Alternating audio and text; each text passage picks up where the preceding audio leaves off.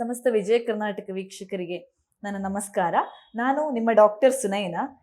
ಇವತ್ತಿನ ಸಂಚಿಕೆಯಲ್ಲಿ ಶೀತ ಕೆಮ್ಮಿಗೆ ನ್ಯಾಚುರೋಪತಿ ರೆಮಿಡಿಯನ್ನು ಹೇಳಬೇಕು. ಯಾಕಂದರೆ ಈಗ ಈ ಬದಲಾಗ್ತಿರುವಂತಹ ಹವಾಮಾನದಲ್ಲಿ ಈ ಮಳೆಗಾಲ ಬೇಸಿಗೆ ಥರ ಇದೆ. ಸಡನ್ ಆಗಿ ಸಂಜೆ ಮಳೆ ಸುರಿತದೆ, ಇನ್ನೊಂದು ಬೆಳಿಗ್ಗೆ ಹೊತ್ತಲ್ಲಿ ಚಳಿ ಇರ್ತದೆ. ಒಂದೇ ದಿನದಲ್ಲಿ 3 ಕಾಲ ನೋಡ್ಬೋದು. ಈ ಒಂದು ಚೇಂಜಸ್ಗೆ ನಮ್ಮ ದೇಹದ ಒಳಗಿನ ಹೊರಗಿನ ಎನ್ವೈರ್ಮೆಂಟ್ಗೆ ದೇಹದ ಒಳಗಿನ ಎನ್ವೈರ್ಮೆಂಟ್ ಅಡ್ಜಸ್ಟ್ ಆಗಲಿಕ್ಕೆ ಸ್ವಲ್ಪ ಟೈಮ್ ಹಿಡಿತದೆ. ಆ ಟೈಮ್ ಹಿಡಿದಾಗ ಅಲ್ಲಿ ನಿಮಗೆ ಶೀತ ಅಂದರೆ ನೆಗಡಿ, ಕೆಮ್ಮು ಮುಂತಾದವೆಲ್ಲ ಸ್ಟಾರ್ಟ್ ಆಗುವುದು ತುಂಬ ಸಹಜ. ಹಾಗಾಗಿ ಈ ಕೋಲ್ಡ್ ಕಫ್ಗೆ ಈ ಮೆಡಿಸಿನ್ ಟ್ಯಾಬ್ಲೆಟ್ ಏನು ತಗೊಳ್ಳೋದು ನ್ಯಾಚುರಲ್ ಆಗಿ ಯಾವ ರೀತಿಯಲ್ಲಿ ನೀವು ಗುಣಪಡಿಸ್ಕೊಳ್ಬೋದು, ಸಪೋರ್ಟಿವ್ ಟ್ರೀಟ್ಮೆಂಟನ್ನು ಕೊಡ್ಬೋದು ಅನ್ನೋದನ್ನು ನಾನಿಲ್ಲಿ ವಿವರಿಸಬೇಕು. ಎಲ್ಲರಿಗೂ ಗೊತ್ತಿರೋ ಹಾಗೆ ಈ ಶೀತ ಕೆಮ್ಮು ಅನ್ನುವಂಥದ್ದೊಂದು ರೋಗ ಅಲ್ಲ, ಡಿಸೀಸ್ ಅಲ್ಲ, ಇದೊಂದು ಸಿಂಪ್ಟಮ್, ಇದೊಂದು ರೋಗ ಲಕ್ಷಣ ಇರಬಹುದು, ಅಲಾರ್ಮಿಂಗ್ ಇರಬಹುದು. ಅಂದ್ರೆ ಅರ್ಥ ಏನು ಅಂದ್ರೆ ದೇಹ ವೈರಸ್ ಯಾವುದೋ ಒಂದು ವೈರಸ್ನ ವಿರುದ್ಧವಾಗಿ ದೇಹದ ಇಮ್ಯುನಿಟಿ ಫೈಟ್ ಮಾಡ್ತಾ ಇದೆ ಅಂತ ಅರ್ಥ.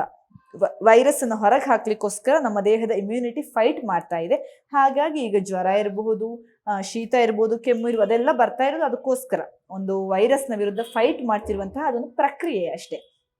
ಸೊ ಹಾಗಾಗಿ ಇದಕ್ಕೆ ನೀವು ನ್ಯಾಚುರೋಪತಿಯಲ್ಲಿ ಈ ರಾತ್ರಿ ಆಗುವಾಗ ನಿಮಗೆ ಕೆಲವೊಮ್ಮೆ ಕಂಜೆಷನ್, ಮೂಗು ಕಟ್ಟುವಂಥದ್ದು ಇರ್ತದೆ ನೋಡಿ. ಅದಕ್ಕೆ ಏನು ಮಾಡಬೇಕು, ಮಲಗುವಾಗ ಮೂಗು ಕಟ್ಟುವಂಥದ್ದು, ಒಂದು ಸೈಡು ಒಂದು ನಾಸ್ಟ್ರಿಲ್ ಬ್ಲಾಕ್ ಆಗುವಂಥದ್ದು.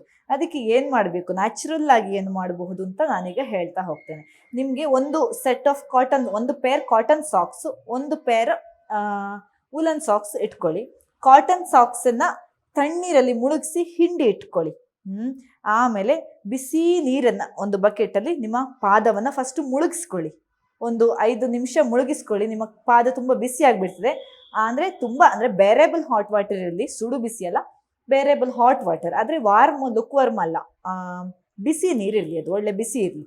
ಪಾದವನ್ನು ಮುಳುಗಿಸ್ಕೊಂಡು ಅದಾದ ಮೇಲೆ ಒಂದು 5 ನಿಮಿಷ ಆದಮೇಲೆ ತೆಗೀರಿ ಪಾದವನ್ನು. ತಣ್ಣೀರಿನ ಸಾಕ್ಸ್ ಇದೆಯಲ್ಲ, ಒದ್ದೆ ಮಾಡಿದಂತಹ ಕಾಟನ್ ಸಾಕ್ಸ್, ಅದನ್ನು ಕೂಡಲೇ ವೇರ್ ಮಾಡ್ಕೊಳ್ಳಿ. ಕಾಲನ್ನು ಬಿಸಿನೀರನ್ನ ತೆಗೆದು ಒಮ್ಮೆ ವೈಪ್ ಮಾಡ್ಕೊಳ್ಳಿ, ಕಾಲನ್ನು ಒರೆಸ್ಕೊಳ್ಳಿ ತಕ್ಷಣ, ಕ್ವಿಕ್ ಆಗಿ. ಆಮೇಲೆ ತಕ್ಷಣ ತಣ್ಣೀರಿನ ಸಾಕ್ಸನ್ನು ಹಾಕ್ಕೊಳ್ಳಿ. ಅದರ ನಂತರ ಅದರ ಮೇಲ್ಗಡೆ ವಾರ್ಮ್ ಉಲನ್ ಸಾಕ್ಸ್ ಇದೆಯಲ್ಲ, ಅದನ್ನು ಕೂಡ ಧರಿಸ್ಕೊಳ್ಳಿ.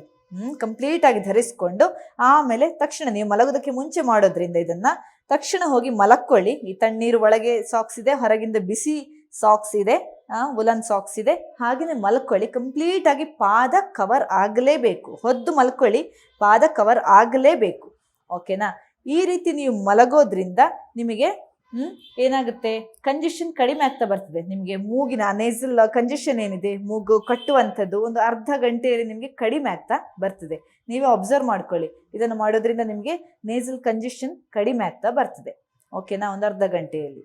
ಇನ್ನು ಮೂಗು ಇರಿಟೇಟ್ ಆಗುವಂಥದ್ದು, ಒಂಥರ ತುರಿಕೆ, ಹೈಪರ್ ಸೆನ್ಸಿಟಿವ್ ರಿಯಾಕ್ಷನ್ ಅಥವಾ ಸೀನು ಬರುವಂಥದ್ದು, ಕೋಲ್ಡ್ ಇರಲಿಕ್ಕಿಲ್ಲ, ನಿಮಗೆ ಮೂಗುಂದ ಶೀತ ಇಳಿಲಿಕ್ಕಿಲ್ಲ, ಬಟ್ ಇರಿಟೇಷನ್ ಇರ್ತದೆ, ನೇಸಲ್ ಇರಿಟೇಷನ್. ಅದಕ್ಕೆ ಏನು ಮಾಡ್ಬೋದು ಅಂದರೆ, ನಮ್ಮ ಯೋಗಿಕ್ ಕ್ರಿಯಾಸಲ್ಲಿ ಜಲನೇತಿ ಅನ್ನುವಂಥದ್ದು ಒಂದು ಟ್ರೀಟ್ಮೆಂಟ್ ಉಂಟು. ಜಲನೇತಿ ಅಂದರೆ ಅದರಲ್ಲೊಂದು ಸ್ಪೆಷಲ್ ಪಾಟ್ ಕೂಡ ಸಿಗ್ತದೆ. ಅದಕ್ಕೆ ಅದರಲ್ಲೊಂದು ನಾಬ್ ಕೂಡ ಇರ್ತದೆ, ಅದರಿಂದ ನೀರನ್ನು ಹೊರಗೆ ತೆಗಿಲಿಕ್ಕೆ ಆಗ್ತದೆ. ಹಾಗಾಗಿ ಆ ಜಲನೇತಿ ಪಾಟಲ್ಲಿ ಬಿಸಿ ಅಂದರೆ ಹದ ಬಿಸಿ ಲುಕ್ ವರ್ಮ್ ಸಲೈನ್ ವಾಟರ್, ಉಪ್ಪು ನೀರನ್ನು ತಗೊಳ್ಬೇಕು. ಆಮೇಲೆ ಅದನ್ನು ಒಂದು ಮೂಗಿನ ನಾಸ್ಟ್ರಿಲ್ನ ಇದಕ್ಕೆ ಒಳಕ್ಕೆ ನೀರನ್ನು ಹರಿಯ ಬಿಟ್ಟು ಇನ್ನೊಂದು ನಾಸ್ಟ್ರಿಲಿಂದ ನೀರನ್ನು ಹೊರಗೆ ಬಿಡುವಂಥದ್ದು ಒಂದು ಪ್ರಕ್ರಿಯೆ, ಅದು ಜಲನೇತಿ ಅಂತ. ಹೆಚ್ಚಿನವರಿಗೆ ಇದು ಅವೇರ್ನೆಸ್ ಬಂದಿದೆ, ಜಲನೇತಿ ಬಗ್ಗೆ ಗೊತ್ತಿದೆ.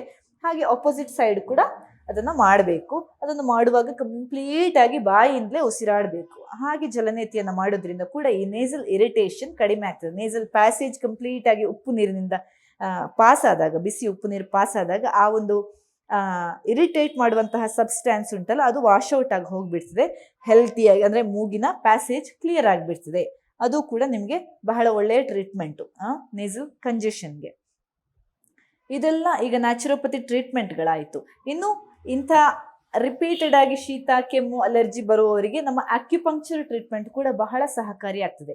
ಅಂದರೆ ಸೂಜಿ ಚಿಕಿತ್ಸೆ, ಅದು ಕೂಡ ನಿಮಗೆ ಬಹಳ ಸಹಕಾರಿಯಾದಂತಹ ಥೆರಪಿ. ಕೆಲವು ಪಾಯಿಂಟ್ಗಳು ಇಲ್ಲಿ ಈ ಕಡೆ ಎಲ್ಲ ನಾವು ಚುಚ್ತೇವೆ ಪೇಷಂಟ್ಗೆ. ಅದೆಲ್ಲ ಮಾಡೋದ್ರಿಂದ ಅಲ್ಲಿರುವಂತಹ ಆಬ್ಸ್ಟ್ರಕ್ಷನ್ ಇಂದ ಪ್ರಾಣಿಕ್ ಫ್ಲೋ ಅಂತ ಏನಿದೆ, ವೈಟಲ್ ಫ್ಲೋ, ಅದು ನಿಮಗೆ ಕ್ಲಿಯರ್ ಆಗಿ, ಅಂದರೆ ಆಬ್ಸ್ಟ್ರಕ್ಷನ್ ಅಂದರೆ ಅಲ್ಲಿ ಒಂದು ಏನಿರ್ತದೆ ಅದು ಸ್ಟಾಪ್ ಆಗಿರ್ಬೋದು, ಪ್ರಾಣಿಕ್ ಫ್ಲೋ ಕಡಿಮೆ ಇರಬಹುದು, ಅದೆಲ್ಲ ಕ್ಲಿಯರ್ ಆಗಿಬಿಡ್ತದೆ.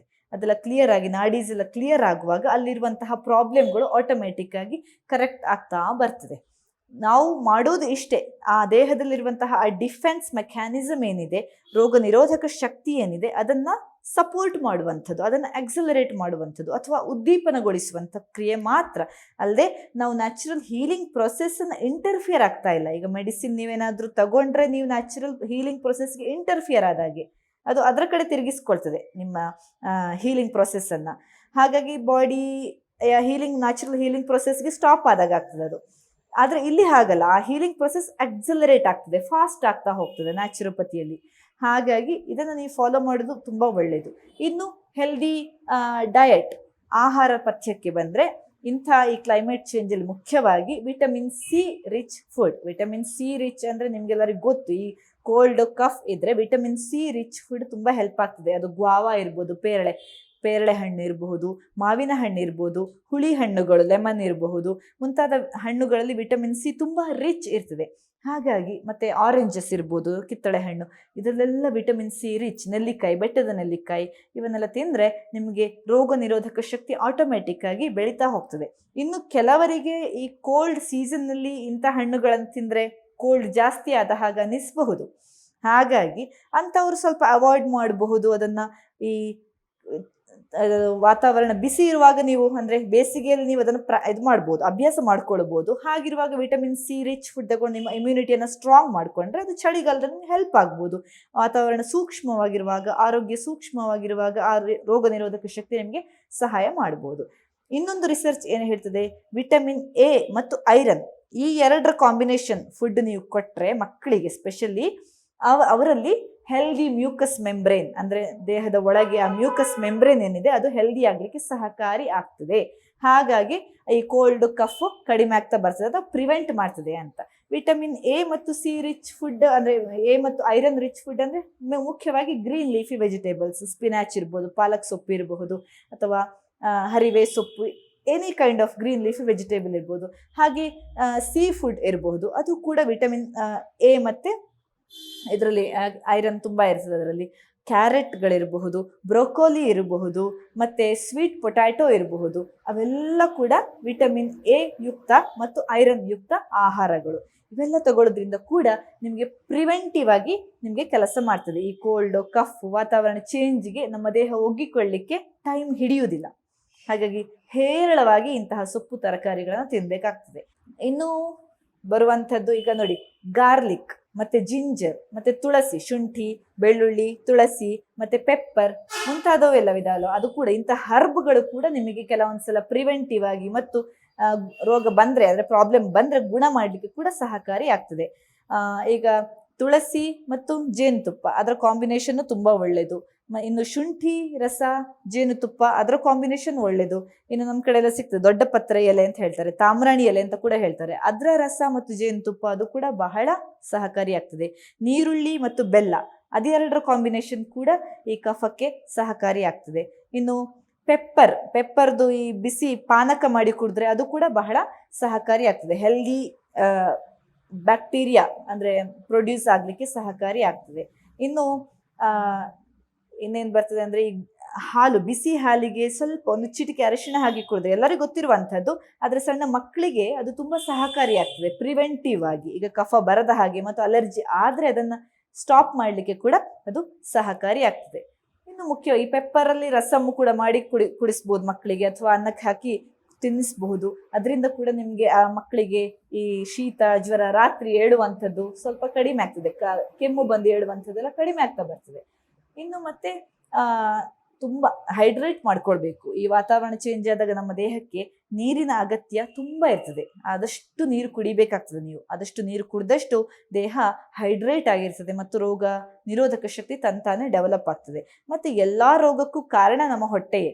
ಗಟ್ ಬ್ಯಾಕ್ಟೀರಿಯಾ ಏನಿದೆ ಅದರೊಳಗಿರುವಂತಹ ಗಟ್ ಬ್ಯಾಕ್ಟೀರಿಯಾ ಹೆಲ್ದಿ ಆಗಿರಬೇಕಿದ್ರೆ ನೀವು ತಗೊಳ್ಬೇಕಾದದ್ದು ಪ್ರೋಬಯೋಟಿಕ್ಸ್, ನ್ಯಾಚುರಲ್ ಪ್ರೋಬಯೋಟಿಕ್ಸ್ ಇರುವಂಥದ್ದು ಮುಖ್ಯವಾಗಿ ಫ್ರೆಶ್ ಕರ್ಡ್, ಈ ಮೊಸರಲ್ಲಿ, ಸಿಹಿ ಮೊಸರಲ್ಲಿ ಇರುವಂಥದ್ದು, ಸಿಹಿ ಅಂದರೆ ಸಕ್ಕರೆ ಹಾಕಿದ್ದ ಮೊಸರಲ್ಲ, ಹುಳಿ ಆಗಿರದಂತಹ ಫ್ರೆಶ್ ಮೊಸರು, ಹೆಪ್ಪು ಹಾಕಿದಂತಹ ಮೊಸರು, ಅದನ್ನು ತಗೊಂಡ್ರೆ ಮಕ್ಕಳಿಗೂ ಈಗ ಹಗಲು ಹೊತ್ತಲ್ಲಿ ಮಧ್ಯಾಹ್ನದ ಹೊತ್ತಲ್ಲೆಲ್ಲ ಮಕ್ಕಳು ತಿಂದರೆ ಅದನ್ನು, ಮತ್ತು ದೊಡ್ಡವರಿಗೂ ಅಷ್ಟೇ, ಈ ಹೆಲ್ದಿ ಪ್ರೋಬಯೋಟಿಕ್ಸ್ ನಮ್ಮ ಹೊಟ್ಟೆಯಲ್ಲಿ ಬ್ಯಾಕ್ಟೀರಿಯಾ ಆಕ್ಟಿವ್ ಆಗಿದ್ರೆ ಹೊಟ್ಟೆಯ ಡೈಜೆಷನ್ ಸರಿಯಾಗ್ತದೆ. ತನ್ಮೂಲಕ ಎಲ್ಲ ರೀತಿಯ ಅಲರ್ಜಿ ಇರ್ಬೋದು, ರೆಸ್ಪಿರೇಟರಿ ಪ್ರಾಬ್ಲಮ್ಸ್ ಇರ್ಬೋದು, ಕೋಲ್ಡ್ ಆ್ಯಂಡ್ ಕಫ್ ಇರಬಹುದು, ಎಲ್ಲದಕ್ಕೆ ಕೂಡ ಇದು ರಾಮಬಾಣ ಆಗ್ತದೆ. ಹೊಟ್ಟೆ ಕ್ಲಿಯರ್ ಆಗಿದ್ರೆ ನಿಮಗೆ ಯಾವುದೇ ರೀತಿಯ ಸಮಸ್ಯೆಗಳು ಕಾಣೋದಿಲ್ಲ. ಇಷ್ಟು ಹೇಳ್ತಾ ನನ್ನ ಮಾತನ್ನು ಇವತ್ತಿಗೆ ಮುಗಿಸ್ತೇನೆ. Thank you.